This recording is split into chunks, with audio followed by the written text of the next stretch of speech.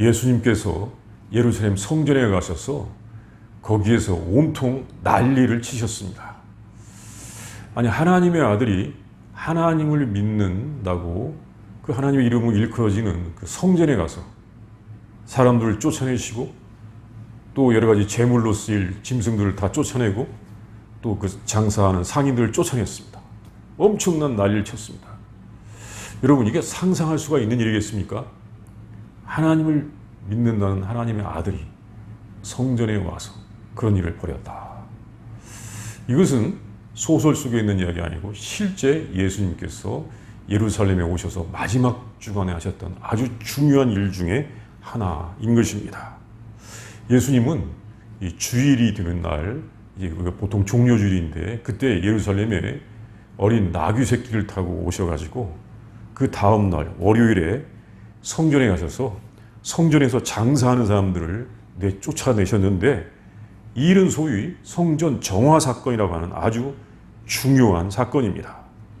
원래 성전은 참 이 성전에서 이런 일이 일어났다는데 큰 의미가 있는지 충격인지 놀라움인지 우리는 그런 상황에서 이 말씀을 들어야 할 수가 있습니다. 원래 성전은 하나님께 희생의 제사를 드리려는 곳인데 거기에는 소와 양과 비둘기를 파는 사람들, 돈을 바꾸어주는 사람들이 있었습니다. 또 소와 양과 비둘기, 제물로 쓰이려는 짐승들이 있었습니다. 성전 안에서 사람들이 장사를 하고 있었던 것입니다. 이것을 보시고 예수님께서 그 사람들의 상을 둘러엎으시고 짐승들을 내쫓고 성전을 정화하셨습니다. 한바탕 엄청난 난리를 만드신 것입니다. 그리고 이런 말씀하셨습니다. 기록된 바 내 집은 기도하는 집이라 일컬음을 받으리라고 하였는데 너희는 강도의 소굴을 만들었도다. 그 성전이 지금 조그만 교회가 아니에요. 예루살렘 성전은 어마어마한 규모의 성전, 후세들에게 정말 이 선조들의 유산으로도 남겨줄 수 있는 어마어마한 건물이었습니다. 그 성전이 기도하는 집이 아니라 강도의 소굴이 되었다는 것입니다. 아주 성전이 크게 타락한 상태에 있었습니다. 이 사건은 예수님의 사역에서 아주 중요한 사건이 됩니다. 이것을 이 본문이 있는 마태복음 또는 마가복음, 누가복음에서는 마지막 주간에 하신 일로서 이렇게 전해주고 있는데, 이 일이 분명히 마지막 주간에 하신 일임에도 불구하고 요한복음에서는 일찍이 이 사건이 행해진 것처럼 전해줌으로써 사실은 마지막 주간에 행해졌습니다. 그러나 일찍 이 사건을 전해줌으로써 예수님의 모든 사역의 목표가, 예수님의 사역의 중요한 목표가 이렇게 타락한 성전이 바른 성전이 되게 하는 것이었다고 하는 것을 우리에게 전해줍니다. 성전이 하나님께서 원하시는 거룩한 집이 되는 것이 아주 중요한 것입니다. 성전이 바르게 되면 이 세상도 바르게 될 수가 있는 것입니다. 왜냐하면 성전을 통하여 하나님의 다스림이 온 땅에 전해질 수 있기 때문에 그렇습니다. 우리 이 사건이 주는 교훈을 보도록 하겠습니다. 첫 번째, 예수님께서는 당시에 예루살렘 성전을 심판하셨습니다. 그 성전이 기도하는 집이 아니라 강도의 소굴이 되어 있었던 것입니다. 하나님의 이름을 더럽히고 있었습니다. 당시의 예루살렘 성전에서는 아주 잘못된 일들이 일어나고 있었습니다. 그 성전에 불의와 거짓이 가득했습니다. 성전은 하나님께 제사를 드리는 아주 거룩한 장소입니다. 유대인들은 이 율법의 규정에 따라서 성전에서 여러 가지 제사를 드리고 있었습니다. 내위기에 보면 잘 나오는데 번제, 소제, 화목제, 속죄제, 속건제 등 이런 제사를 드렸다고 합니다. 사실 우리는 이 제사에 대하여 굳이 잘 알 필요가 별로 없습니다. 제사를 드리려면 제물을 성전에 가지고 와야 했습니다. 그 제물은 소나 양, 염소나 이 비둘기 중에서 가장 좋은 것들이었습니다. 이 제물에 관한 규정은 이 레위기에 보면 잘 나와 있습니다. 그 말씀에 따라서 좋은 예물을 가지고 이제 하나님께 정성스럽게 제사를 드리기 위하여 제사장에게 와서 제사를 좀 드려주십시오 라고 부탁을 드리는데, 제사장들은 그 예물을 보고는 너의 재물이 흠이 있고 문제가 있기 때문에 제사를 드릴 수가 없어 라고 제사를 거부하는 것입니다. 아니, 지금 먼 길을 통하여 좋은 재물을 가지고 하나님께 제사를 드리러 왔는데, 하나님의 그 말씀을 따라서 제사를 드리러 왔는데, 제사장들은 너의 재물에 적합하지 않기 때문에 제사를 드릴 수가 없어 이렇게 말하는 것입니다. 그러면 어떻게 해야 될까요? 그러면 저기 성전 뜰에 가서 다른 재물을 사가지고 와 이렇게 말을 했다는 것입니다. 그 성전 뜰에 있는 재물들은 원래 가져온 재물들보다 가격도 비쌌습니다. 또 그 재물을 보면 자기가 가져온 재물들, 소나 양에 비하여 더 좋은 것도 아니고 더 흠도 많고 더 나쁜 것이었습니다. 그러나 제사를 드리기 위하여 그 재물을 사가지고 가면 제사장은 무조건 그 재물로는 제사를 드려 주었던 것입니다. 제사를 드리는 사람의 입장에서는 이해할 수 없는 일이 그 성전에서 벌어지고 있었습니다. 그 성전의 장사꾼, 상인들과 제사장들이 서로 결탁되어 있었던 것입니다. 제사장들이 그 장사꾼들에게 뇌물을 받고는 그렇게 하는 것이었습니다. 사람들은 이것을 알고 있었습니다. 율법의 규정에 따라서 1년에 3번씩 하라고 했어요. 1년에 3번씩은 의무적으로 제사를 드려야 되는데, 성전에 갈 때마다 이런 일이 있으니까 그 성전에 갈 때마다 원망과 불평이 터져나올 수밖에 없는 것입니다. 아무리 좋은 재물을 준비해서 가지고 갈지라도 그 재물은 안 되고, 저기 성전뜰에 사는 비싸고 엉뚱한, 이 엉성한 엉터리 같은 재물은 제사를 드릴 수 있고, 이런 엉터리 같은 일이 있었던 것입니다. 이것이 당시에 예루살렘 성전의 모습이었습니다. 사람들은 알면서도 당할 수밖에 없었던 것입니다. 정말 이것은 강도의 소굴이라고 할 수 있는 것입니다. 그러나 어느 누구도 이것을 바로잡지 못하고 있었습니다. 왜냐하면 대제사장의 권력이 그만큼 강하였기 때문이고, 대제사장들이 로마의 총독들에게 뇌물을 주고는 그 직위를 얻었기 때문에 로마의 총독과 결탁된 대제사장의 권세에 대항할 수가 없었던 것입니다. 거룩하신 하나님께 제사를 드리는 가장 깨끗해야 될 성전이 부정과 부패의 소굴이 되어 있었던 것입니다. 이 모습을 보시고 예수님께서는 기록된 바 내 집은 기도하는 집이라 일컬음을 받으리라 하였거늘 너희는 강도의 소굴로 만들어 놓다고 말씀하셨습니다. 원래 성전은 기도하는 집이어야 하는 것입니다. 이것은 일찍이 이사야 선지자를 통하여 선포된 말씀이기도 하였습니다. 이사야서 56장 7절에 보면 이 말씀이 있습니다. 이사야 선지자가 선포하기를 내가 곧 그들을 나의 성산으로 인도하여 기도하는 내 집에서 그들을 기쁘게 할 것이며 그들의 번제와 희생을 나의 제단에서 기꺼이 받게 드리니 이는 내 집은 만민이 기도하는 집이라 일컬음이 될 것임이라 라고 이렇게 선포하였습니다. 이것은 일찍이 이사야 선지자가 말하기를 메시아가 오실 때 이루어질 정상적인 성전과 제사의 모습을 전해주면서 하나님께서 이방인 성도들의 번제와 희생도 기꺼이 받으시는데, 그 하나님의 택했다고 하는 선민들뿐만 아니라 이방인들의 번제와 희생도 기꺼이 받으시는데, 그때 그 집은 모든 민족이 기도하는 집이라고 말씀하셨습니다. 사실 이것은 이사야 선지자가 그렇게 선포한 말씀만이 아니라 솔로몬이 최초로 성전을 완성한 후에, 솔로몬이 성전을 최초로 완성했었거든요. 그 후에 봉헌식 할 때 기도한 말씀에서도 볼 수가 있습니다. 이 봉헌식의 기도의 내용은 열왕기상 8장과 역대하 6장에도 똑같이 나오고 있습니다.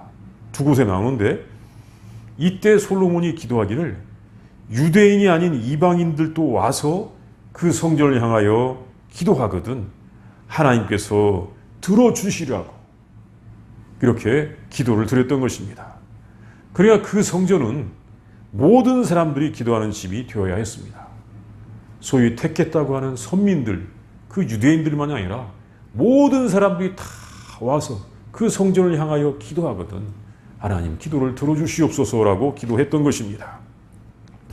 그런데 그 당시의 예루살렘 성전은 그렇게 기도를 드리기에 매우 어려운 형편이 되어 있었습니다. 그 불의 때문에 감사할 수도 없고 원망과 불평, 분노의 말을 할 수밖에 없는 형편이 되었던 것입니다. 제사장들 때문에 그 성전은 강도의 소굴이 되었던 것입니다. 사실 어떻게 생각하면 아니 어떻게 하나님의 아들이라고 하는 예수님이 그래도 그렇지 성전에 와서 그렇게 난동을 부릴 수가 있어? 그리고 그 하나님의 이름으로 일컬어지는 성전을 향하여 강도의 소굴이라고 할 수 있어? 아마 착한 사람들, 착한 마음을 가지고 하나님을 섬기고자 하는 사람들은 그렇게 생각하고자 할 것입니다. 그러나 분명히 그곳에는 그런 큰 악이 있었던 것이고 또 예수님께서 너무 심한 말씀을 하신 것 같은데 이것은 예수님만이 하신 말씀이 아니고 일찍이 구약의 예레미야 선지자가 한 말이기도 하였습니다. 예레미야 선지자가 7장 11절에 보면 이런 말씀을 하신 적이 있습니다. 내 이름으로 일컬음을 받는 이 집이 너희 눈에는 도둑의 소굴로 보이느냐? 보라, 나 곧 내가 그것을 보았노라. 여호와의 말씀이니라.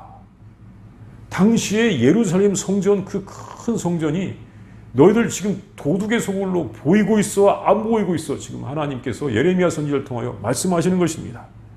여기서 이 도적의 소굴이라고 했는데 이 도적이라는 말은 강도라고 해도 되는 말입니다. 헬라어로 쓰여진 이 원어의 레스테스라고 하는 말을 보면 도적도 되고 강도도 되는 말입니다. 그러니까 예수님보다도 600년 전에 활동하시던 예레미야 선지자도 그 예루살렘 성전을 보면서 이제 이것은 멸망하기 전의 성전이에요. 그 성전을 보면서 하나님께서 직접 이것은 도적, 강도의 소굴이라고 그렇게 말씀하셨던 것입니다. 왜 그러냐면 이때 사람들은 하나님의 계명을 따르지 아니하면서 그 성전에 와서 제사는 나름대로 잘 드렸다는 것입니다. 이 말씀이 예레미야 7장 4절에서 10절에 보면 나옵니다.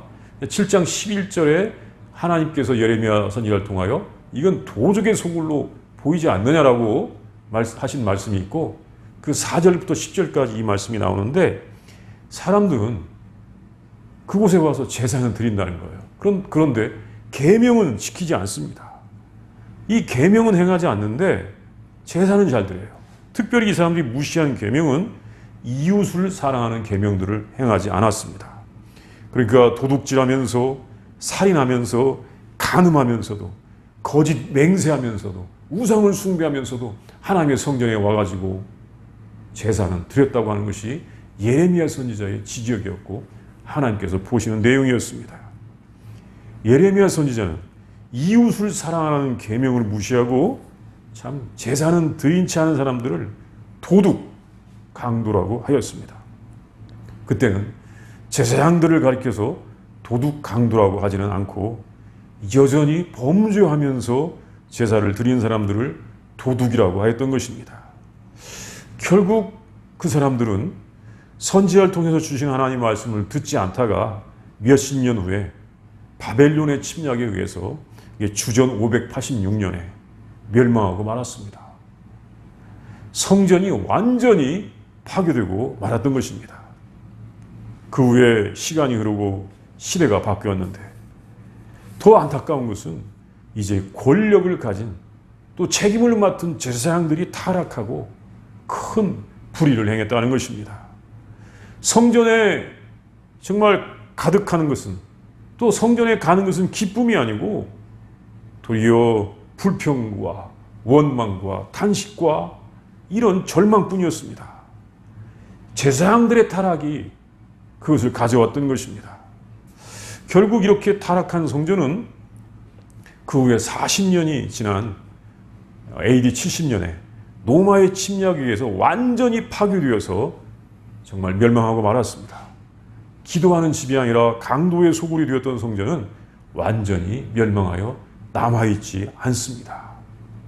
지금 예루살렘 성지순례를 가도 그 성전의 터에 엉뚱한 황금빛 그런 이 무슬림 사원이 있지 성전은 남아있지 않습니다.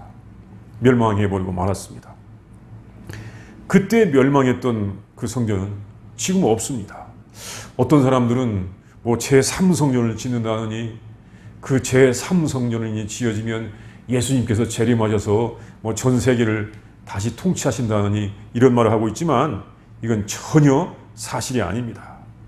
그 강도의 소굴이 되었던 성전은 예수님께서 그렇게 심판하신 이후에 이제는 예수님과 전혀 관련이 없어지고 말았습니다. 이제 두 번째는 예수님의 성전 정화의 사건은 예수님의 십자가의 죽으심과 부활과 관련이 되어 있습니다. 예수님은 자신의 부활로 새로운 성전을 세우시기를 원하셨습니다.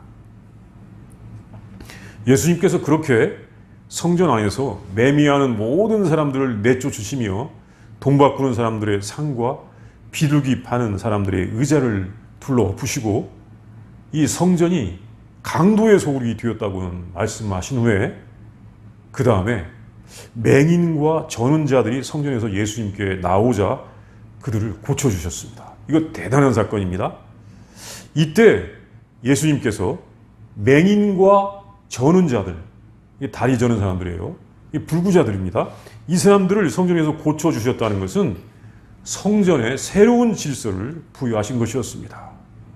그 전에는 맹인이라든지 저는 사람들, 이런 불구자들은 성전에 출입이 금지되어 있었던 것입니다.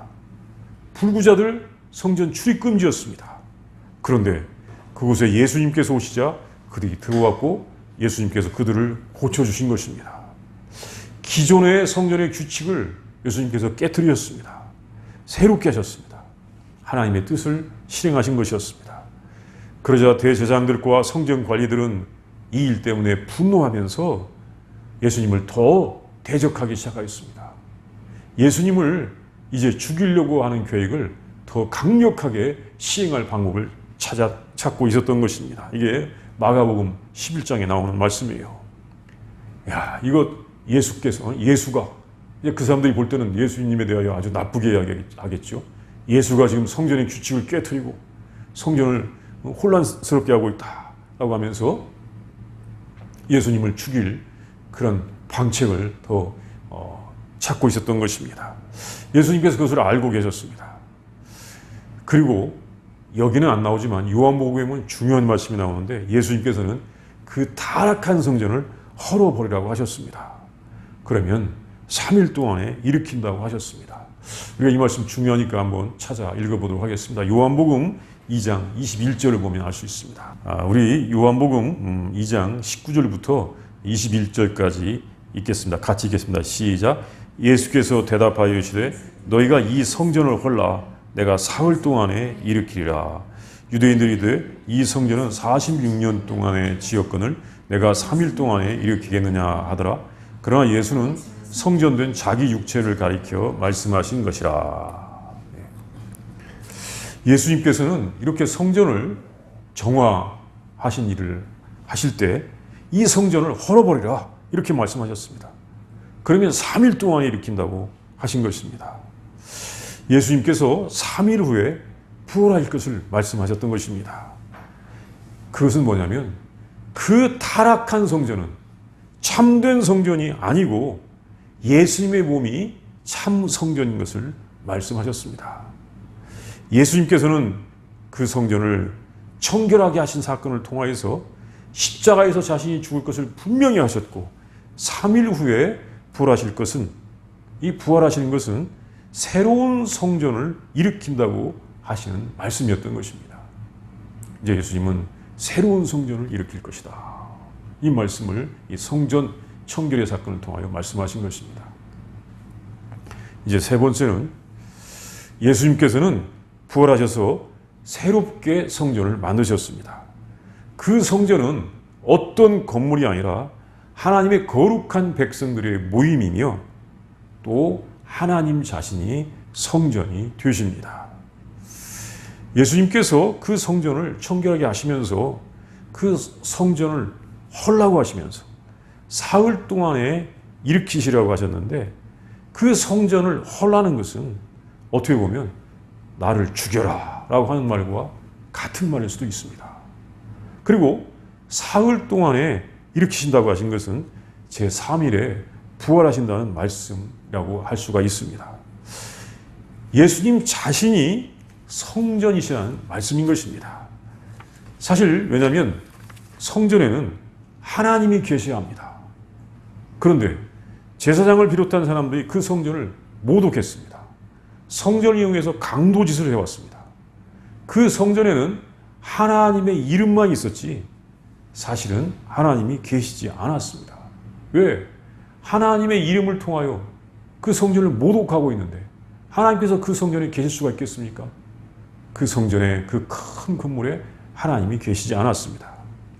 그런데 예수님 안에는 하나님께서 계셨습니다. 예수님께서는 항상 하나님 안에 계셨고 하나님이 예수님 안에 계신다고 말씀하셨습니다. 이것이 요한복음 10장에 보면 여러 번 나옵니다. 요한복음 10장 38절에 나오고 요한복음 14장 10절과 11절에 나옵니다. 예수님께서는 하나님이 내 안에 계시고 내가 하나님 안에 있다고 이렇게 말씀하셨습니다. 그러니까 하나님을 모신 예수님이 성전이신 것입니다. 예수님이 참 성전이셨던 것입니다. 이것은 예수님께서 이제 오신 다음에 사실은 참 성전의 모습을 우리에게 보여주셨던 것입니다. 그리고 예수님은 부활하신 다음에 예수님을 모신 사람들, 예수님 모신 공동체, 하나님을 모신 사람, 그 공동체가 성전이라고 말씀하셨습니다. 그래서 예수님 부활 이후에 예수님 믿는 교회들에게 이것을 분명히 전해주었습니다.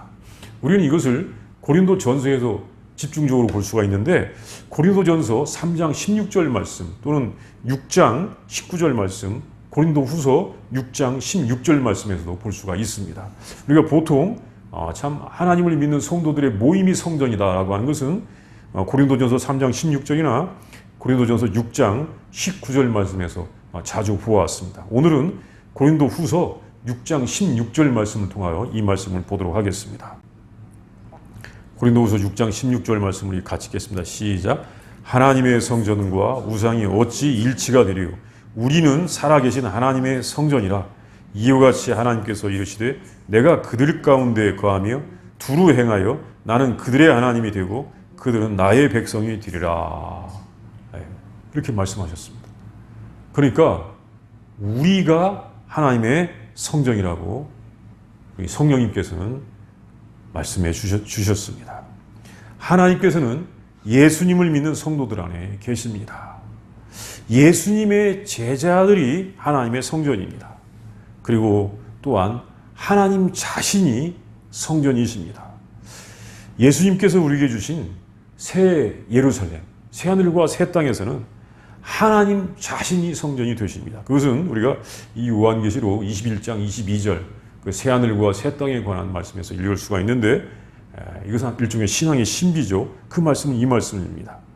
성 안에서 내가 성전을 보지 못하였으니 이는 주 하나님 곧 전능하신 이와 및 어린 양이 그 성전이십니다. 이게 새 하늘과 새 땅, 하나님께서 이루실 완성된 그 새 하늘과 새 땅에서는 하나님 자신, 예수님 자신이 성전이시라는 것을 우리에게 알려주시는 것입니다.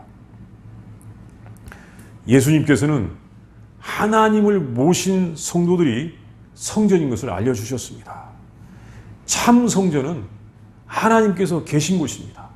아무리 건물이 화려하고 대단해도 그곳에 불의와 불법, 부정이 가득하여 하나님이 계시지 않다면 그것은 성전이 아닌 것입니다. 우리 성도들은 죄 용서를 받음으로써 하나님을 모셔야 하는 것입니다. 하나님을 모신 사람들의 모임이 성전인 것입니다. 죄를 용서해 주신 예수님을 모신 자가 하나님의 성전이 되는 것입니다. 왜? 하나님께서 그 사람과 함께 하시면서 또 마지막에는 하나님 안에 거함으로 항상 요동하지 아니하고 영원한 삶을 누리게 되는 것입니다. 이것이 완성입니다. 이것이 구원의 완성이고 또 우리가 소망하는 바 역사의 완성이 이루어지는 것입니다. 그런 완성을 바라보는 우리 성도들이 되어야 할 것입니다.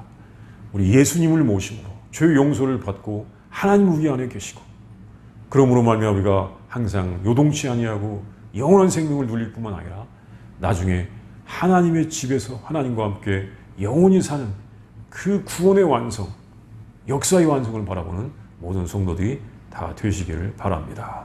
우리 함께 기도하겠습니다. 먼저 묵상합니다. 예수님께서 그 웅장한 예루살렘 성전에 가시더니 그 성전에 정말 아름답고 웅장함에도 불구하고 그곳에서 많은 장사꾼들을 쫓아내시면서 또 제물로 쓰일 소와 양들을 쫓아내시면서 성전을 깨끗하게 만드십니다. 그러시면서 내 집은 만민이 기도하는 집이라 일컬음을 받으려 하였거늘 너희들이 강도의 소굴로 만들었다고 하시는 성전을 심판하시는 말씀을 하십니다.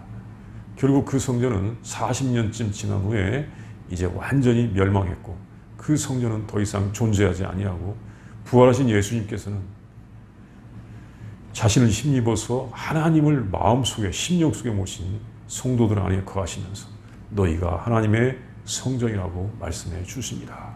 우리 이 말씀을 묵상하도록 하겠습니다.